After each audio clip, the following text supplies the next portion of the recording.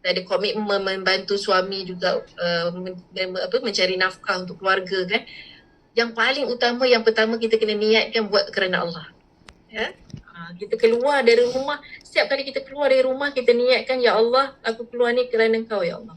Bukan kerana kita suka-suka nak keluar. Bukan kita hobi-hobi, wah tak suka lah duduk rumah. Itu bahaya ya. Kalau kita sebab hobi, sebab kita suka, maka kita tinggalkan tanggungjawab kita di rumah, maka kita akan berhadapan dengan ujian yang sangat luar biasa di luar sana. Ya. Tapi kalau kita keluar dengan niat kerana Allah, ya Allah aku nak bantu suami, aku nak bantu ekonomi keluarga, aku tahu aku ada tanggungjawab yang di rumah juga, maka permudahkanlah aku ya Allah. Kerana Allah tu maha berkuasa. Allah maha memudahkan hidup kita. Ya? Jadi minta dengan Allah. Tapi nak minta dengan Allah kena niat betul. Kalau niat kita nak huha-huha, nak suka-suka kat luar, tak boleh lah ya. Tapi kalau niat kita baik, insya-Allah Allah akan bimbing kita. Yang kedua, itu pertama niat ya. Yang kedua, sama sahaja sebenarnya macam mana kita nak handle kerja dengan kita handle anak kat rumah tu, tips saya sama. Yang kita handle bukan kerja kita, bukan orang, tapi adalah diri kita sendiri. Ya, sangat terbukti ya, sangat saya rasa bila saya kadang-kadang, ya Allah, bukan mudah ya ESQ ni, banyak macam ujian dia.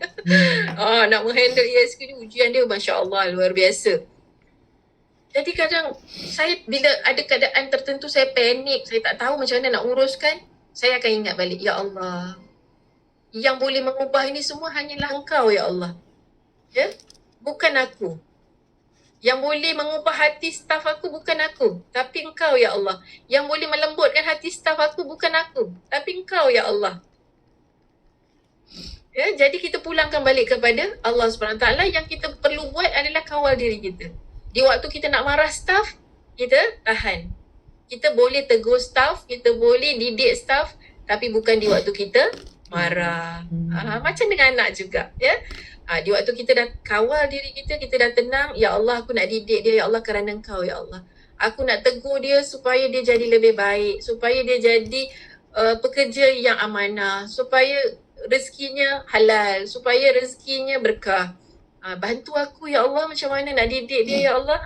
Biar kita jumpa, kita doa dulu, kita hadiahkan Al-Fatihah dengan tim kita, baru kita berinteraksi. Jadi tips dia sama sahaja macam kita handle anak. Bukan anak tu yang kita handle sebenarnya, tapi kita handle diri kita. Dan untuk handle diri kita pun kadang-kadang susah, maka kita mintalah bantuan Allah Subhanahu Wa Taala. Sebab Allah lah yang maha berkuasa boleh merubah hati orang. Orang yang marah sangat dengan kita ya. Saya pernah berhadapan dengan orang yang sangat marah dengan saya dan saya panik masa tu, saya takut sangat. Tapi waktu tu, ya Allah aku ada Engkau ya Allah.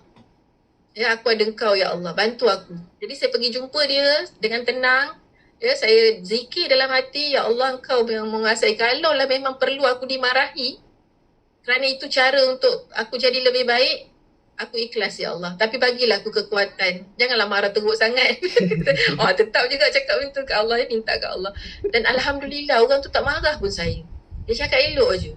Itu kuasa Allah. Ya, kuasa Allah. Jadi dalam keadaan kita yang kadang-kadang tak tahu nak macam mana nak bagi masa.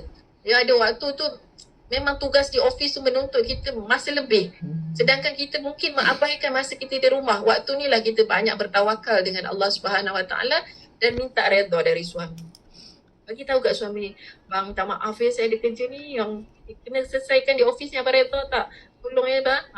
Minta kerjasama dengan dia. Kita tak boleh paksa dia redha, tapi kita boleh fahamkan dia.